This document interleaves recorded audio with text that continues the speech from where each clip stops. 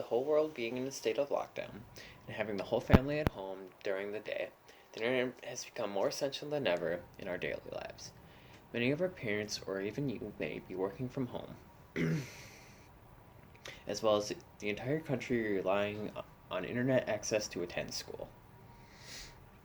It is also the most likely way for one to seek entertainment, whether it be through social media, any number of streaming services, or playing a game online. Luckily for us, during this time, the US government has requested that all internet service providers or ISPs lift the caps on their customers' data. But what are these caps and how, in the first place, and how can we be made aware of them?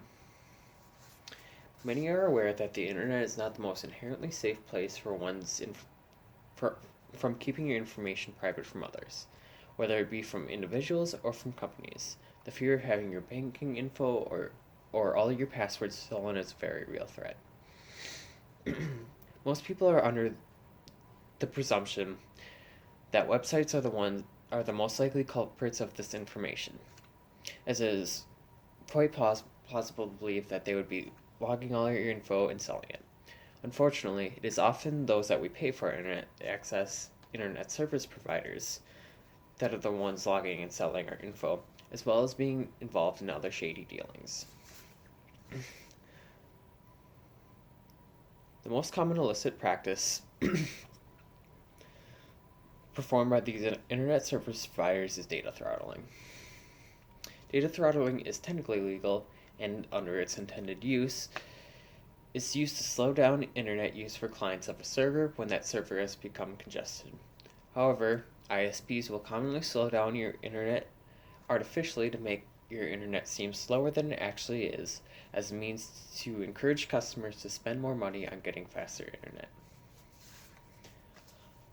Another very similar practice is data capping.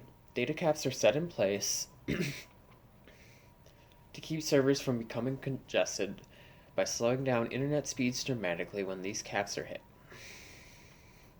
However, ISPs will make these caps unreasonably low to make consumers believe that their internet is just inherently slow. The consumers are not made aware of these caps in the first place, and it's hard to know what the issue that you're experiencing is, as it is not as apparent as data throttling. This is to make it more likely for you to spend more money on higher speed internet, even though there's a good chance that you will still run into the same issue even after opting to pay for better internet. It's good to be aware of these practices that are somewhat common with internet service providers as a means to protect yourself from being coerced into spending more when you don't need to. Although, there are more concerning practices that many well-known internet service providers have been found guilty of. Your privacy is highly valuable, both as an individual and as a consumer. Many companies also highly value your privacy, as well as access to your search history, what websites you spend the most money on, as well as your purchasing history, as a means to calculate the best way to advertise to you and make the most money off of you. A very famous example of internet service providers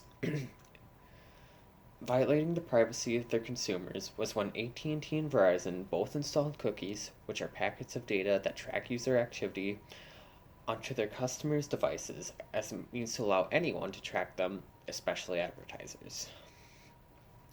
Seeing these practices take place is a good reminder that it is important to be aware of how you may be vulnerable as a consumer.